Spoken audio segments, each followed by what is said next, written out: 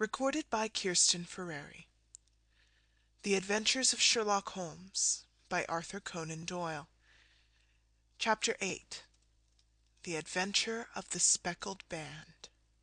On glancing over my notes of the 70-odd cases in which I have during the last 8 years studied the methods of my friend Sherlock Holmes, I find many tragic, some comic, a large number merely strange, but none commonplace, for, working as he did rather for the love of his art than for the acquirement of wealth, he refused to associate himself with any investigation which did not tend towards the unusual, and even the fantastic.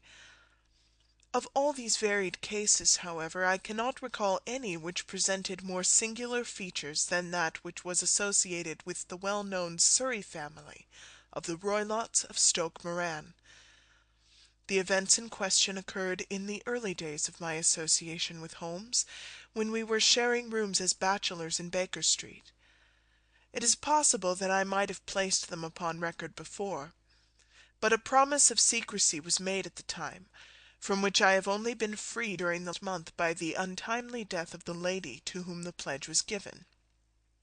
It is perhaps as well that the facts should now come to light, for I have reasons to know that there are widespread rumours as to the death of Dr. Grimesby Roylott, which tend to make the matter even more terrible than the truth.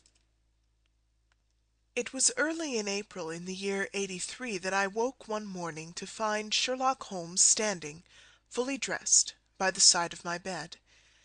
He was a late riser as a rule, and as the clock on the mantelpiece showed me that it was only 7:15, I blinked up at him in some surprise, and perhaps just a little resentment, for I was myself regular in my habits. "Very sorry to knock you up, Watson," said he, "but it's the common lot this morning.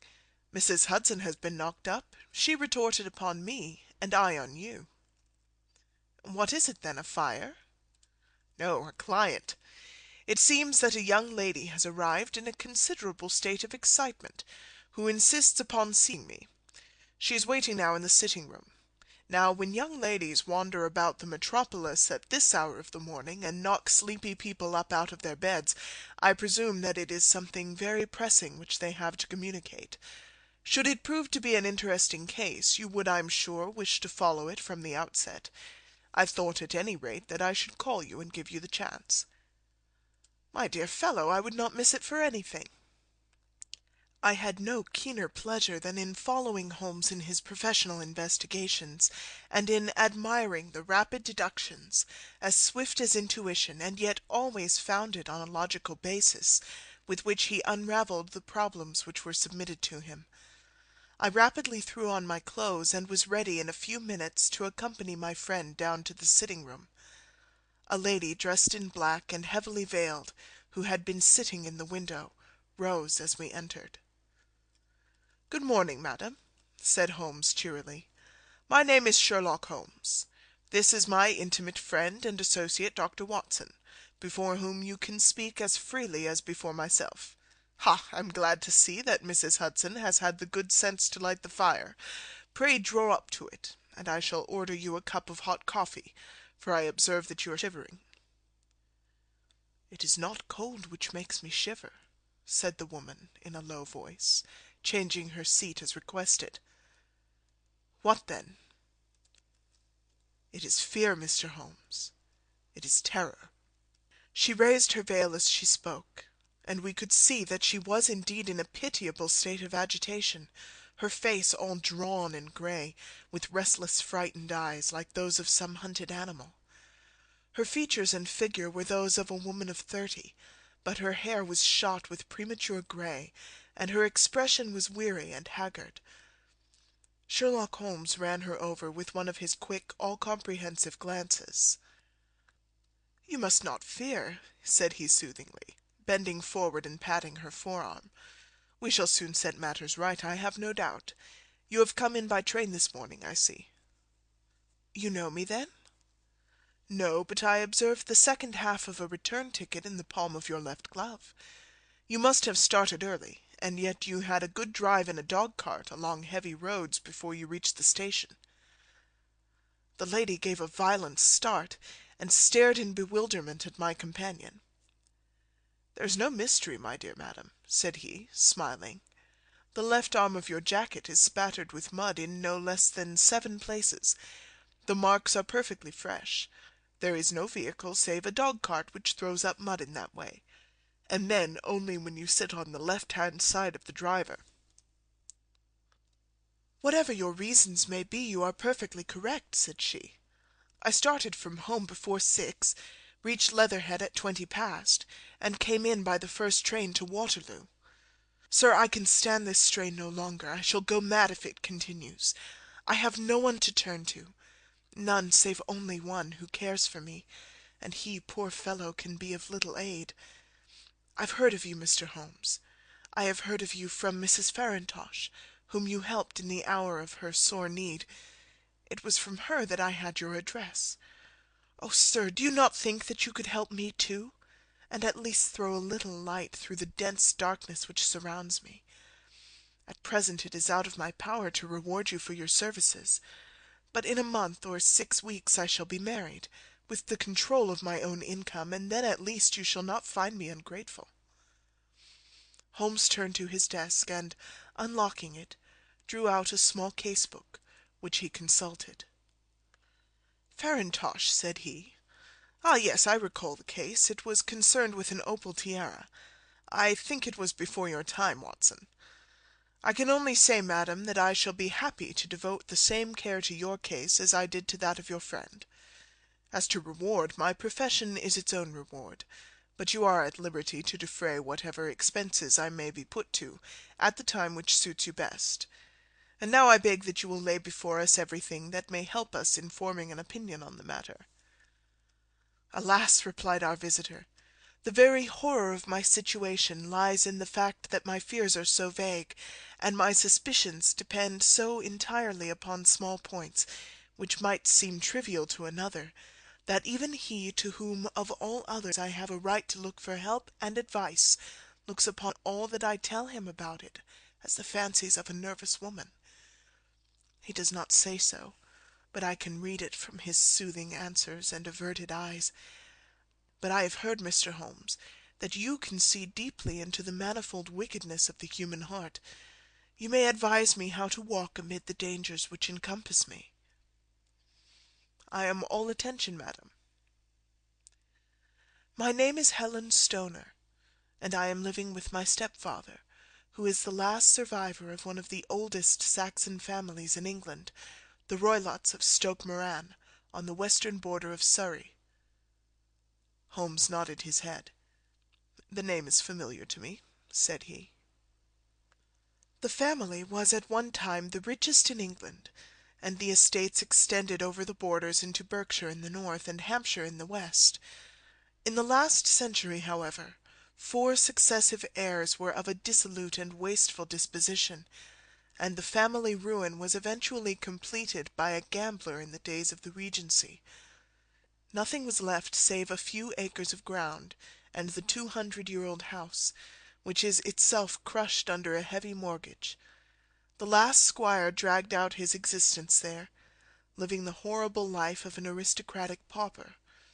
But his only son, my stepfather, seeing that he must adapt himself to the new conditions, obtained an advance from a relative, which enabled him to take a medical degree, and went out to Calcutta, where, by his professional skill and force of character, he established a large practice. In a fit of anger, however, caused by some robberies which had been perpetrated in the house, he beat his native butler to death and narrowly escaped a capital sentence. As it was, he suffered a long term of imprisonment, and afterwards returned to England a morose and disappointed man. When Dr. Roylott was in India, he married my mother, Mrs. Stoner, the young widow of Major General Stoner of the Bengal Artillery. My sister Julia and I were twins, and we were only 2 years old at the time of my mother's remarriage. She had a considerable sum of money, not less than £1,000 a year, and this she bequeathed to Dr. Roylott entirely while we resided with him, with a provision that a certain annual sum should be allowed to each of us in the event of our marriage. Shortly after our return to England, my mother died. She was killed 8 years ago in a railway accident near Crewe. Dr. Roylott then abandoned his attempts to establish himself in practice in London, and took us to live with him in the old ancestral house at Stoke Moran. The money which my mother had left was enough for all our wants, and there seemed to be no obstacle to our happiness. But a terrible change came over our stepfather about this time. Instead of making friends and exchanging visits with our neighbours, who had at first been overjoyed to see a Roylott of Stoke Moran back in the old family seat, he shut himself up in his house, and seldom came out save to indulge in ferocious quarrels with whoever might cross his path. Violence of temper, approaching to mania, has been hereditary in the men of the family, and in my stepfather's case it had, I believe, been intensified by his long residence in the tropics. A series of disgraceful brawls took place, 2 of which ended in the police court, until at last he became the terror of the village, and the folks would fly at his approach, for he is a man of immense strength, and absolutely uncontrollable in his anger. Last week he hurled the local blacksmith over a parapet into a stream, and it was only by paying over all the money which I could gather together that I was able to avert another public exposure. He had no friends at all save the wandering gipsies, and he would give these vagabonds leave to encamp upon the few acres of bramble-covered land which represent the family estate, and would accept in return the hospitality of their tents, wandering away with them, sometimes for weeks on end. He has a passion also for Indian animals, which are sent over to him by a correspondent, and he has at this moment a cheetah and a baboon, which wander freely over his grounds, and are feared by the villagers almost as much as their master. You can imagine from what I say that my poor sister Julia and I had no great pleasure in our lives. No servant would stay with us, and for a long time we did all the work of the house. She was but 30 at the time of her death, and yet her hair had already begun to whiten even as mine has. Your sister is dead, then? She died just 2 years ago, and it is of her death that I wish to speak to you. You can understand that, living the life which I have described, we were little likely to see any one of our own age and position. We had, however, an aunt, my mother's maiden sister, Miss Honoria Westphale, who lives near Harrow, and we were occasionally allowed to pay short visits at this lady's house. Julia went there at Christmas 2 years ago, and met there a half-pay major of marines, to whom she became engaged. My stepfather learned of the engagement when my sister returned, and offered no objection to the marriage, but within a fortnight of the day which had been fixed for the wedding, the terrible event occurred which has deprived me of my only companion. Sherlock Holmes had been leaning back in his chair with his eyes closed and his head sunk in a cushion, but he half opened his lids now and glanced across at his visitor. "Pray be precise as to details," said he. "It is easy for me to be so, for every event of that dreadful time is seared into my memory. The manor house is, as I have already said, very old, and only one wing is now inhabited. The bedrooms in this wing are on the ground floor, the sitting rooms being in the central block of the buildings. Of these bedrooms, the first is Dr. Roylott's, the second my sister's, and the third my own. There is no communication between them, but they all open out into the same corridor. Do I make myself plain?" "Perfectly so." "The windows of the 3 rooms open out upon the lawn. That fatal night Dr. Roylott had gone to his room early, though we knew that he had not retired to rest, for my sister was troubled by the smell of the strong Indian cigars which it was his custom to smoke. She left her room, therefore, and came into mine, where she sat for some time, chatting about her approaching wedding. At 11 o'clock she rose to leave me, but she paused at the door and looked back. "Tell me, Helen," said she, "have you ever heard any one whistle in the dead of the night?" "Never," said I. "I suppose that you could not possibly whistle yourself in your sleep." "Certainly not. But why?" "Because during the last few nights I have always, about 3 in the morning, heard a low, clear whistle. I am a light sleeper, and it has awakened me. I cannot tell where it came from, perhaps from the next room, perhaps from the lawn. I thought that I would just ask you whether you'd heard it." "No, I have not. It must be those wretched gipsies in the plantation." "Very likely. And yet, if it were on the lawn, I wonder that you did not hear it also." "Ah, but I sleep more heavily than you." "Well, it is of no great consequence at any rate." She smiled back at me, closed my door, and a few moments later I heard her key turn in the lock. "Indeed," said Holmes. "Was it your custom always to lock yourselves in at night?" "Always." "And why?" "I think that I mentioned to you that the doctor kept a cheetah and a baboon. We had no feeling of security unless our doors were locked." "Quite so. Pray proceed with your statement." "I could not sleep that night. A vague feeling of impending misfortune impressed me. My sister and I, you will recollect, were twins, and you know how subtle are the links which bind two souls which are so closely allied. It was a wild night. The wind was howling outside, and the rain was beating and splashing against the windows. Suddenly, amid all the hubbub of the gale, there burst forth the wild scream of a terrified woman. I knew that it was my sister's voice. I sprang from my bed, wrapped a shawl around me, and rushed into the corridor. As I opened my door, I seemed to hear a low whistle, such as my sister described, and a few moments later a clanging sound, as if a mass of metal had fallen. As I ran down the passage, my sister's door was unlocked and revolved slowly upon its hinges. I stared at it horror-stricken, not knowing what was about to issue from it. By the light of the corridor lamp I saw my sister appear at the opening, her face blanched with terror, her hands groping for help, her whole figure swaying to and fro like that of a drunkard. I ran to her and threw my arms round her, but at that moment her knees seemed to give way and she fell to the ground. She writhed as one who is in terrible pain, and her limbs were dreadfully convulsed. At first I thought that she had not recognized me, but as I bent over her she suddenly shrieked in a voice which I shall never forget, "Oh, my God, Helen! It was the band! The Speckled Band!"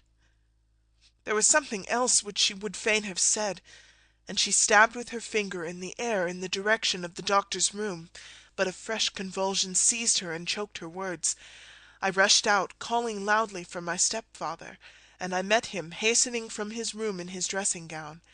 When he reached my sister's side, she was unconscious, and though he poured brandy down her throat and sent for medical aid from the village, all efforts were in vain, for she slowly sank and died without having recovered her consciousness.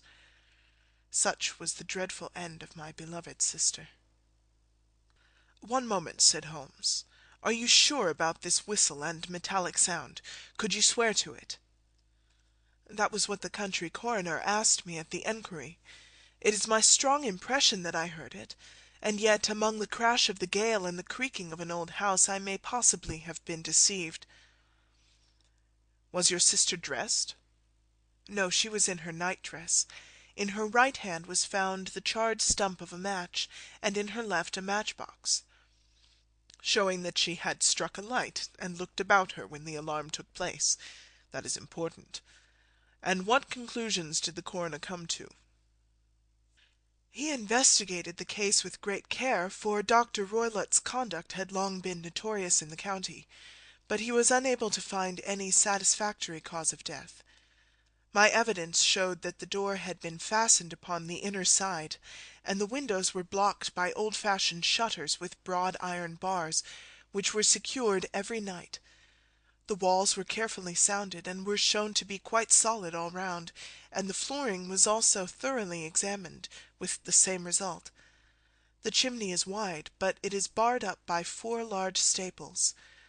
It is certain, therefore, that my sister was quite alone when she met her end. Besides, there were no marks of any violence upon her." "How about poison?" "The doctors examined her for it, but without success." "What do you think this unfortunate lady died of, then?" "It is my belief that she died of pure fear and nervous shock, though what it was that frightened her I cannot imagine." "Were there gipsies in the plantation at the time?" "Yes, there are nearly always some there." "Ah, and what did you gather from this allusion to a band, a speckled band?" "Sometimes I have thought that it was merely the wild talk of delirium, sometimes that it may have referred to some band of people, perhaps to those very gipsies in the plantation. I do not know whether the spotted handkerchief which so many of them wear over their heads might have suggested the strange adjective which she used." Holmes shook his head like a man who is far from being satisfied. "These are very deep waters," said he. "Pray go on with your narrative." "2 years have passed since then, and my life has been until lately lonelier than ever. A month ago, however, a dear friend, whom I have known for many years, has done me the honour to ask my hand in marriage. His name is Armitage, Percy Armitage, the second son of Mr. Armitage of Cranewater, near Reading. My stepfather has offered no opposition to the match, and we are to be married in the course of the spring. 2 days ago some repairs were started in the west wing of the building, and my bedroom wall has been pierced, so that I have had to move into the chamber in which my sister died, and to sleep in the very bed in which she slept. Imagine, then, my thrill of terror when last night, as I lay awake thinking over her terrible fate, I suddenly heard in the silence of the night the low whistle which had been the herald of her own death. I sprang up and lit the lamp, but nothing was to be seen in the room. I was too shaken to go to bed again, however, so I dressed, and as soon as it was daylight I slipped down, got a dog-cart at the Crown Inn, which is opposite, and drove to Leatherhead, from whence I have come on this morning with the one object of seeing you and asking your advice." "You've done wisely," said my friend. "But have you told me all?" "Yes, all." "Miss Roylott, you have not. You are screening your stepfather." "Why, what do you mean?" For answer Holmes pushed back the frill of black lace which fringed the hand that lay upon our visitor's knee. 5 little livid spots, the marks of 4 fingers and a thumb, were printed upon the white wrist.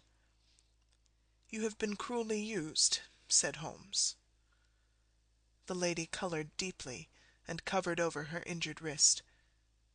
"He is a hard man," she said, "and perhaps he hardly knows his own strength." There was a long silence, during which Holmes leaned his chin upon his hands and stared into the crackling fire. "This is a very deep business," he said at last. "There are 1,000 details which I should desire to know before I decide upon our course of action. Yet we have not a moment to lose. If we were to come to Stoke Moran to-day, would it be possible for us to see over these rooms without the knowledge of your stepfather? As it happens, he spoke of coming into town to-day upon some most important business. It is probable that he will be away all day, and that there would be nothing to disturb you. We have a housekeeper now, but she's old and foolish, and I could easily get her out of the way." "Excellent. You're not averse to this trip, Watson?" "By no means." "Then we shall both come. What are you going to do yourself?" "I have 1 or 2 things which I would wish to do now that I am in town, but I shall return by the 12 o'clock train, so as to be there in time for your coming." "And you may expect us early in the afternoon. I have myself some small business matters to attend to. Will you not wait and breakfast?" "No, I must go. My heart is lightened already since I have confided my trouble to you. I shall look forward to seeing you again this afternoon." She dropped her thick black veil over her face and glided from the room. "And what do you think of it all, Watson?" asked Sherlock Holmes, leaning back in his chair. seems to me to be a dark and sinister business." "Dark enough and sinister enough. Yet if the lady is correct in saying that the flooring and walls are sound, and that the door, window, and chimney are impassable, then her sister must undoubtedly have been alone when she met her mysterious end. What becomes, then, of these nocturnal whistles, and what of the very peculiar words of the dying woman? I cannot think. When you combine the ideas of whistles at night, the presence of a band of gypsies who are on intimate terms with this old doctor, the fact that we have every reason to believe that the doctor has an interest in preventing his stepdaughter's marriage, the dying allusion to a band, and finally the fact that Miss Helen Stoner heard a metallic clang which might have been caused by one of those metal bars that secured the shutters falling back into its place, I think that there is good ground to think that the mystery may be cleared along those lines. But what then did the gypsies do? I cannot imagine. I see many objections to any such theory. And so do I. It is for precisely that reason that we are going to Stoke Moran this day. I want to see whether the objections are fatal, or if they may be explained away. But what in the name of the devil? The ejaculation had been drawn from my companion by the fact that our door had suddenly been dashed open, and that a huge man had framed himself in the aperture. His costume was a peculiar mixture of the professional and the agricultural, having a black top hat, a long frock coat, and a pair of high gaiters, with a hunting crop swinging in his hand. So tall was he that his hat actually brushed the crossbar of the doorway, and his breadth seemed to span it across from side to side. A large face, seared with 1,000 wrinkles, burned yellow with the sun, and marked with every evil passion, was turned from one to the other of us, while his deep-set, bile-shot eyes and his high, thin, fleshless nose gave him somewhat the resemblance to a fierce old bird of prey. "Which of you is Holmes?" asked this apparition. "My name, sir, but you have the advantage of me," said my companion quietly. "I am Dr. Grimesby Roylott of Stoke Moran." "Indeed, doctor," said Holmes blandly. "Pray take a seat." "I will do nothing of the kind. My stepdaughter has been here. I have traced her. What has she been saying to you?" "It is a little cold for the time of year," said Holmes. "What has she been saying to you?" screamed the old man furiously. "But I have heard that the crocuses promise well," continued my companion imperturbably. "Ha! You put me off, do you?" said our new visitor, taking a step forward and shaking his hunting crop. "I know you, you scoundrel. I have heard of you before. You are Holmes, the meddler." My friend smiled. "Holmes, the busybody." His smile broadened. "Holmes, the Scotland Yard Jack in office." Holmes chuckled heartily. "Your conversation is most entertaining," said he. "When you go out, close the door, for there is a decided draught." "I will go when I've said my say. Don't you dare meddle with my affairs. I know that Miss Stoner has been here. I traced her. I am a dangerous man to fall foul of. See here." He stepped swiftly forward, seized the poker, and bent it into a curve with his huge brown hands. "See that you keep yourself out of my grip," he snarled, and hurling the twisted poker into the fireplace, he strode out of the room. "He seems a very amiable person," said Holmes, laughing. "I am not quite so bulky, but if he had remained I might have shown him that my grip was not much more feeble than his own." As he spoke he picked up the steel poker and with a sudden effort straightened it out again. "Fancy his having the insolence to confound me with the official detective force! This incident gives zest to our investigation, however, and I only trust that our little friend will not suffer from her imprudence in allowing this brute to trace her. And now, Watson, we shall order breakfast, and afterwards I shall walk down to Doctors' Commons, where I hope to get some data which may help us in this matter." It was nearly 1 o'clock when Sherlock Holmes returned from his excursion. He held in his hands a sheet of blue paper, scrawled over with notes and figures. "I have seen the will of the deceased wife," said he.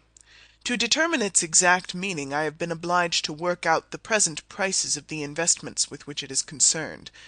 The total income, which at the time of the wife's death was little short of £1,100, is now, through the fall in agricultural prices, not more than £750. Each daughter can claim an income of £250 in case of marriage. It is evident, therefore, that if both girls had married, this beauty would have had a mere pittance, while even one of them would cripple him to a very serious extent.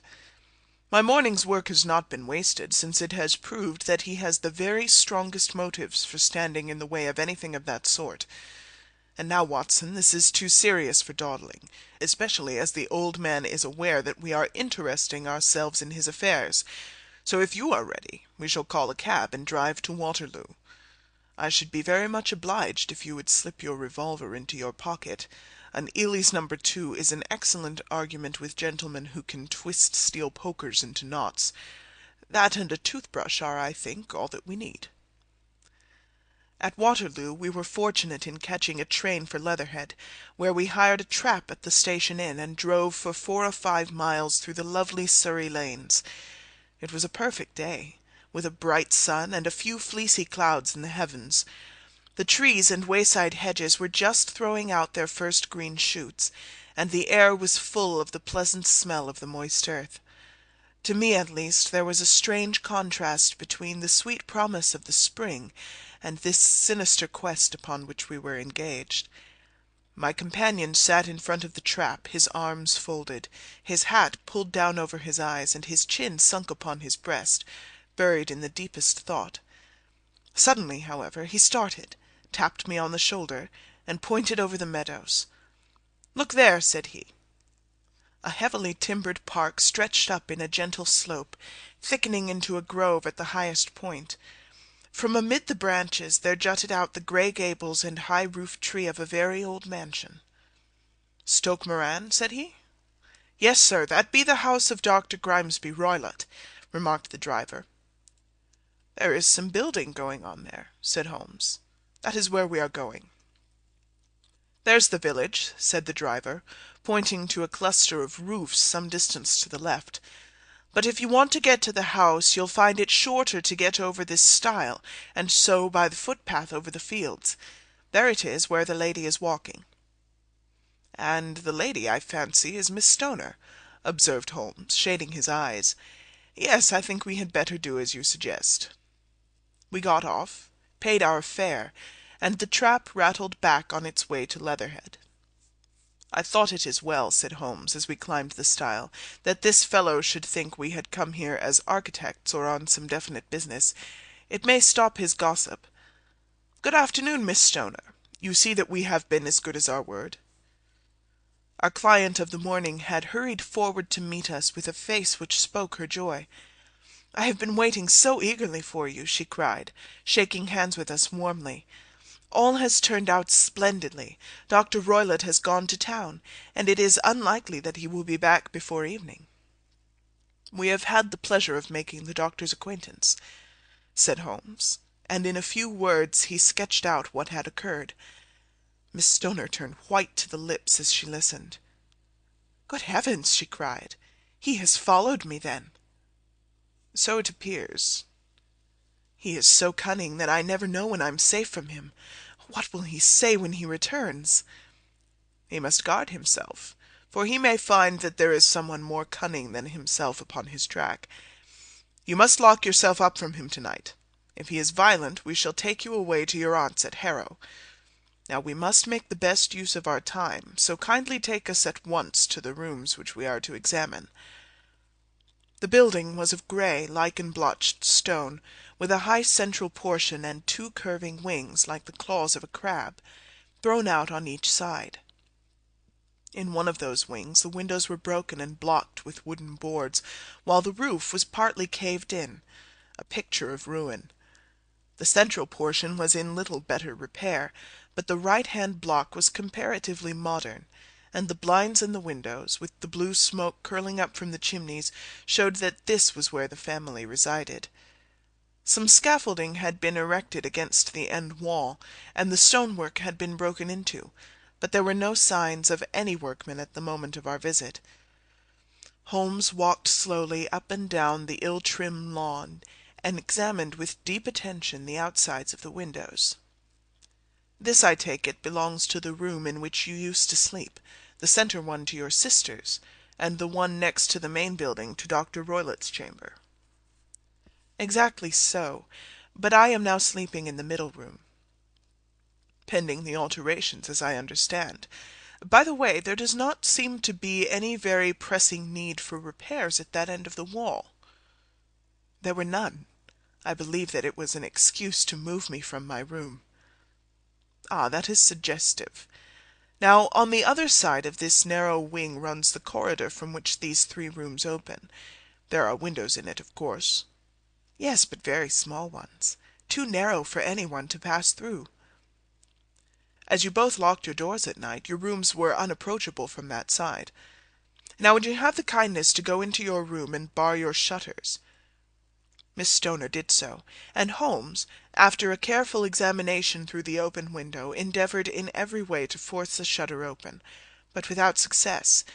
There was no slit through which a knife could be passed to raise the bar. Then with his lens he tested the hinges, but they were of solid iron built firmly into the massive masonry. Said he, scratching his chin in some perplexity. "My theory certainly presents some difficulties. No one could pass these shutters if they were bolted. Well, we shall see if the inside throws any light upon the matter." A small side door led into the whitewashed corridor from which the three bedrooms opened. Holmes refused to examine the third chamber, so we passed at once to the second, that in which Miss Stoner was now sleeping, and in which her sister had met with her fate. It was a homely little room, with a low ceiling and a gaping fireplace, after the fashion of old country houses. A brown chest of drawers stood in one corner, a narrow white counterpaned bed in another, and a dressing-table on the left-hand side of the window.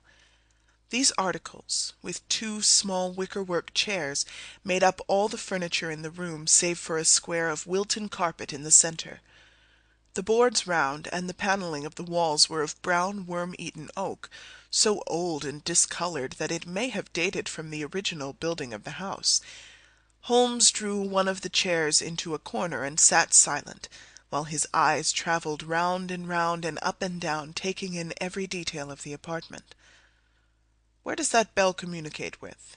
he asked at last, pointing to a thick bell-rope which hung down beside the bed, the tassel actually lying upon the pillow. "It goes to the housekeeper's room." "It looks newer than the other things." "Yes, it was only put there a couple of years ago." "Your sister asked for it, I suppose?" "No, I never heard of her using it. We used always to get what we wanted for ourselves." "Indeed, it seemed unnecessary to put so nice a bell-pull there. You will excuse me for a few minutes while I satisfy myself as to this floor." He threw himself down upon his face, with his lens in his hand, and crawled swiftly backward and forward, examining minutely the cracks between the boards. Then he did the same with the woodwork with which the chamber was panelled. Finally he walked over to the bed and spent some time in staring at it and in running his eye up and down the wall. Finally he took the bell-rope in his hand and gave it a brisk tug. "Why, it's a dummy," said he. "Won't it ring?" "No, it is not even attached to a wire. This is very interesting. You can see now that it is fastened to a hook just above where the little opening for the ventilator is." "How very absurd! I never noticed that before." "Very strange," muttered Holmes, pulling at the rope. "There are one or two singular points about this room. For example, what a fool a builder must be to open a ventilator into another room, when, with the same trouble, he might have communicated with the outside air." "That is also quite modern," said the lady. "Done about the same time as the bell-rope," remarked Holmes. "Yes, there were several little changes carried out about that time." "They seem to have been of a most interesting character. Dummy bell-ropes and ventilators which do not ventilate. With your permission, Miss Stoner, we shall now carry our researches into the inner apartment." Dr. Grimesby Roylott's chamber was larger than that of his stepdaughter, but was as plainly furnished. A camp bed, a small wooden shelf full of books, mostly of a technical character, an armchair beside the bed, a plain wooden chair against the wall, a round table, and a large iron safe were the principal things which met the eye. Holmes walked slowly round and examined each and all of them with the keenest interest. "What's in here?" he asked, tapping the safe. "My stepfather's business papers." "Oh, you have seen inside, then?" "Only once, some years ago. I remember that it was full of papers." "There isn't a cat in it, for example?" "No, what a strange idea!" "Well, look at this." He took up a small saucer of milk which stood on the top of it. "No, we don't keep a cat, but there is a cheetah and a baboon." "Ah, yes, of course. Well, a cheetah is just a big cat. And yet a saucer of milk does not go very far in satisfying its wants, I dare say. There is one point which I should wish to determine." He squatted down in front of the wooden chair and examined the seat of it with the greatest attention. "Thank you, that is quite settled," said he, rising and putting his lens in his pocket. "Hullo, here is something interesting." The object which had caught his eye was a small dog-lash hung on one corner of the bed. The lash, however, was curled upon itself and tied so as to make a loop of whipcord. "What do you make of that, Watson?" "It's a common enough lash, but I don't know why it should be tied." "That is not quite so common, is it? Ah me, it's a wicked world, and when a clever man turns his brains to crime it is the worst of all. I think that I have seen enough now, Miss Stoner, and with your permission we shall walk out upon the lawn." I have never seen my friend's face so grim or his brow so dark as it was when we turned from the scene of this investigation. We had walked several times up and down the lawn, neither Miss Stoner nor myself liking to break in upon his thoughts before he roused himself from his reverie. "It is very essential, Miss Stoner," said he, "that you should absolutely follow my advice in every respect." "I shall most certainly do so." "The matter is too serious for any hesitation. Your life may depend upon your compliance." "I assure you that I am in your hands." "In the first place, both my friend and I must spend the night in your room." Both Miss Stoner and I gazed at him in astonishment. "Yes, it must be so. Let me explain. I believe that that is the village inn over there." "Yes, that is the Crown." "Very good. Your windows would be visible from there?" "Certainly." "You must confine yourself to your room on pretence of a headache when your stepfather comes back. Then, when you hear him retire for the night, you must open the shutters of your window, undo the hasp, put your lamp there as a signal to us, and then withdraw quietly with everything which you are likely to want into the room which you used to occupy. I have no doubt that, in spite of the repairs, you could manage there for one night." "Oh yes, easily." "The rest you will leave in our hands." "But what will you do?" "We shall spend the night in your room, and we shall investigate the cause of this noise which has disturbed you." "I believe, Mr. Holmes, that you have already made up your mind," said Miss Stoner, laying her hand upon my companion's sleeve. "Perhaps I have." "Then for pity's sake tell me what was the cause of my sister's death." "I should prefer to have clearer proofs before I speak." "You can at least tell me whether my own thought is correct, and if she died from some sudden fright." "No, I do not think so. I think that there was probably some more tangible cause. And now, Miss Stoner, we must leave you, for if Dr. Roylott returned and saw us, our journey would be in vain. Good-bye, and be brave, for if you will do what I have told you, you may rest assured that we shall soon drive away the dangers that threaten you." Sherlock Holmes and I had no difficulty in engaging a bedroom and sitting-room at the Crown Inn. They were on the upper floor, and from our window we could command a view of the avenue gate, and of the inhabited wing of Stoke Moran Manor House. At dusk we saw Dr. Grimesby Roylott drive past, his huge form looming up beside the little figure of the lad who drove him.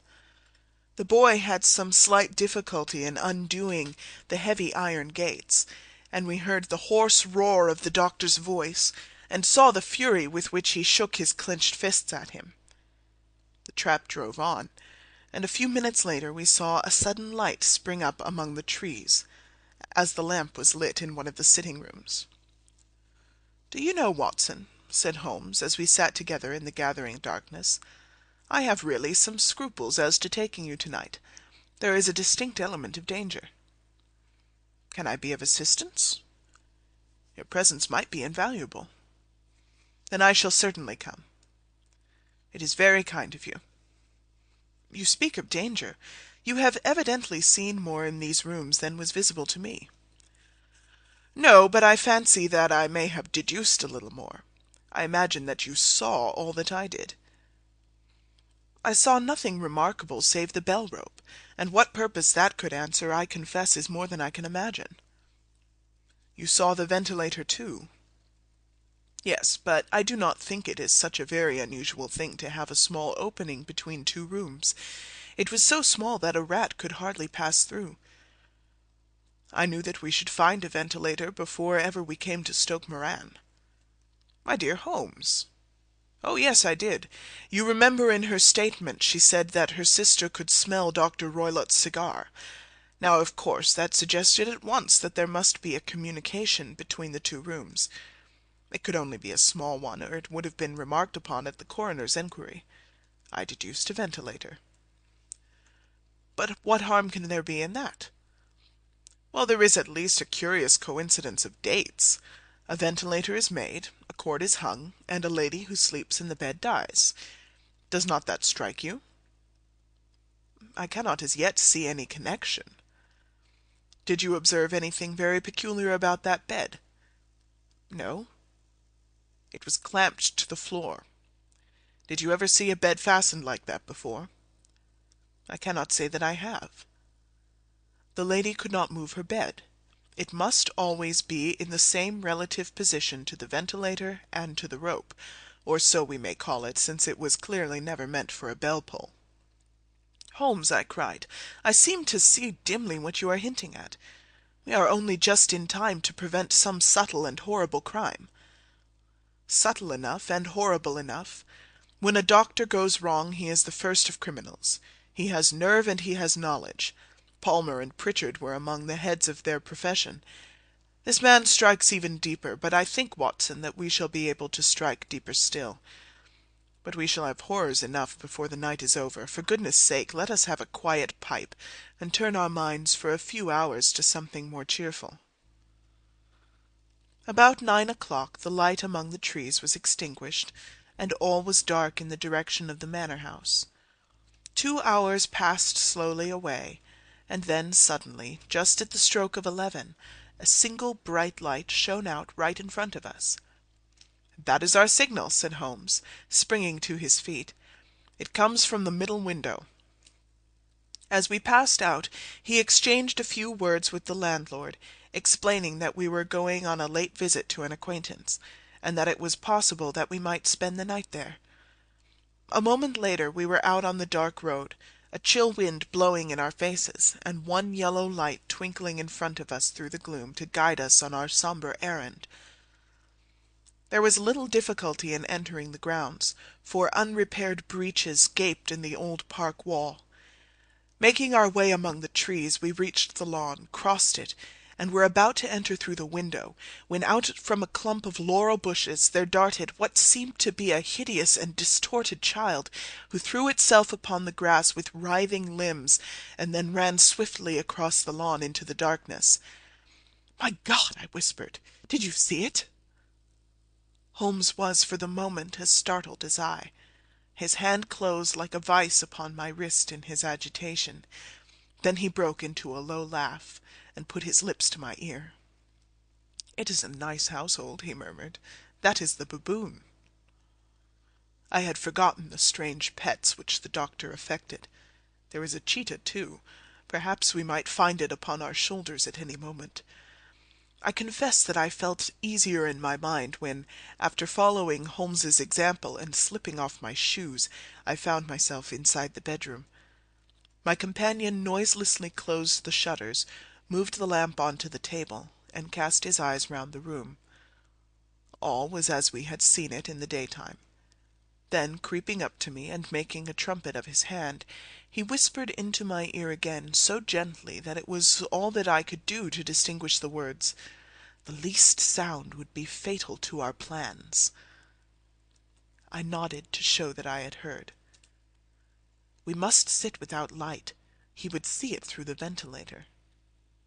I nodded again. "Do not go asleep. Your very life may depend upon it. Have your pistol ready in case we should need it. I will sit on the side of the bed, and you in that chair." I took out my revolver and laid it on the corner of the table. Holmes had brought up a long thin cane, and this he placed upon the bed beside him.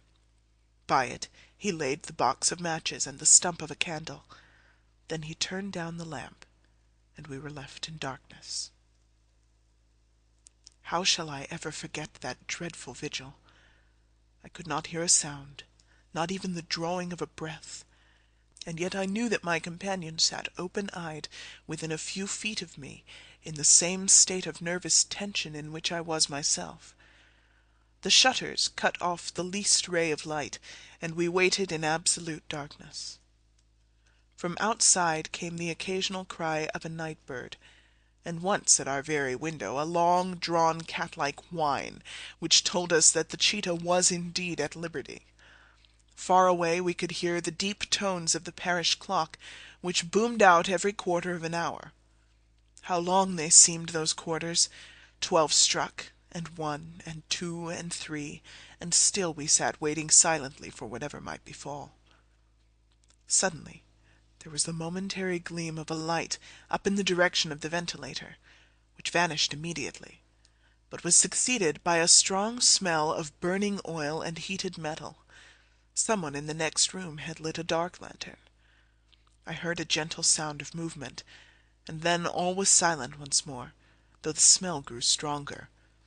For half an hour I sat with straining ears.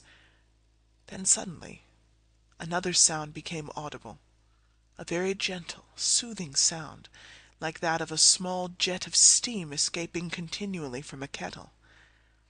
The instant that we heard it, Holmes sprang from the bed, struck a match, and lashed furiously with his cane at the bell-pull. "Do you see it, Watson?" he yelled. "Do you see it?" But I saw nothing. At the moment when Holmes struck the light I heard a low, clear whistle, but the sudden glare flashing into my weary eyes made it impossible for me to tell what it was at which my friend lashed so savagely. I could, however, see that his face was deadly pale and filled with horror and loathing. He had ceased to strike, and was gazing up at the ventilator, when suddenly there broke from the silence of the night the most horrible cry to which I have ever listened. It swelled up louder and louder, a hoarse yell of pain and fear and anger all mingled in one dreadful shriek. They say that away down in the village, and even in the distant parsonage, that cry raised the sleepers from their beds. It struck cold to our hearts, and I stood gazing at Holmes, and he at me, until the last echoes of it had died away into the silence from which it rose. "What can it mean?" I gasped. "It means that it is all over," Holmes answered, "and perhaps, after all, it is for the best. Take your pistol, and we will enter Dr. Roylott's room." With a grave face he lit the lamp, and led the way down the corridor. Twice he struck at the chamber door without any reply from within. Then he turned the handle, and entered, I at his heels, with the cocked pistol in my hand. It was a singular sight which met our eyes. On the table stood a dark lantern with the shutter half open, throwing a brilliant beam of light upon the iron safe, the door of which was ajar. Beside this table, on the wooden chair, sat Dr. Grimesby Roylott, clad in a long grey dressing-gown, his bare ankles protruding beneath, and his feet thrust into red heel-less Turkish slippers. Across his lap lay the short stock with the long lash which we had noticed during the day. His chin was cocked upward, and his eyes were fixed in a dreadful, rigid stare at the corner of the ceiling. Round his brow he had a peculiar yellow band, with brownish speckles which seemed to be bound tightly round his head. As we entered he made neither sound nor motion. "The band! The speckled band!" whispered Holmes. I took a step forward. In an instant his strange headgear began to move, and there reared itself from among his hair the squat, diamond-shaped head and puffed neck of a loathsome serpent. "It is a swamp adder," cried Holmes, "the deadliest snake in India. He has died within 10 seconds of being bitten. Violence does in truth recoil upon the violent, and the schemer falls into the pit which he digs for another. Let us thrust this creature back into its den, and we can then remove Miss Stoner to some place of shelter, and let the county police know what has happened." As he spoke he drew the dog-whip swiftly from the dead man's lap, and throwing the noose round the reptile's neck, he drew it from its horrid perch, and, carrying it at arm's length, threw it into the iron safe, which he closed upon it. Such are the true facts of the death of Dr. Grimesby Roylott of Stoke Moran. It is not necessary that I should prolong a narrative which has already run too great a length by telling how we broke the sad news to the terrified girl, how we conveyed her by the morning train to the care of her good aunt at Harrow, of how the slow process of official enquiry came to the conclusion that the doctor met his fate while indiscreetly playing with a dangerous pet.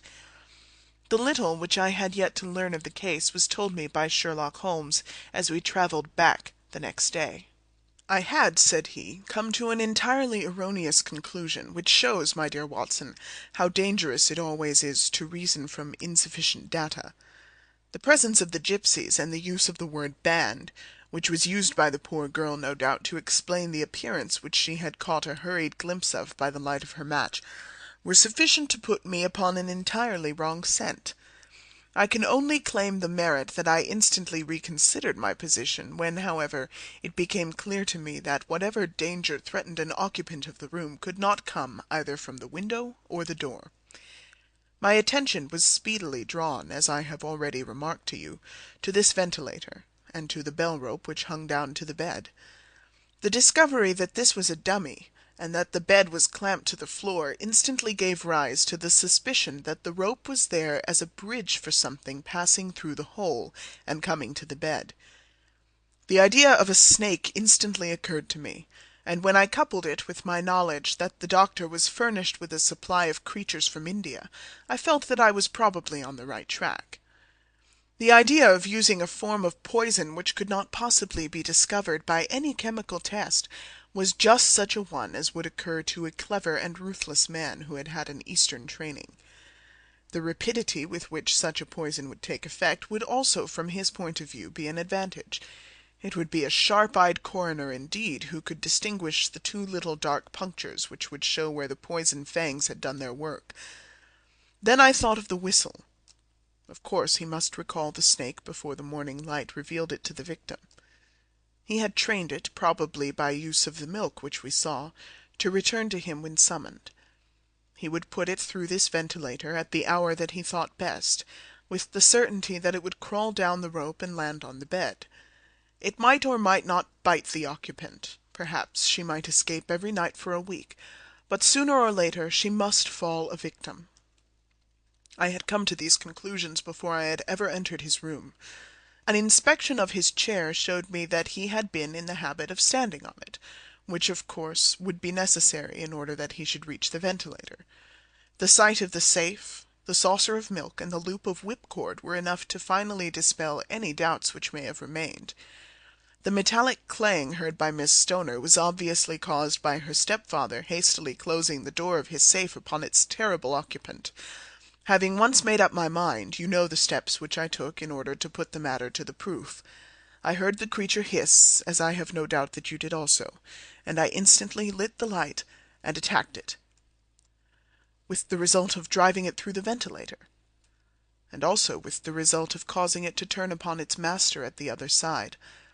Some of the blows of my cane came home and roused its snakish temper, so that it flew upon the first person it saw. In this way I am no doubt indirectly responsible for Dr. Grimesby Roylott's death, and I cannot say it is likely to weigh very heavily upon my conscience. End of The Adventure of the Speckled Band.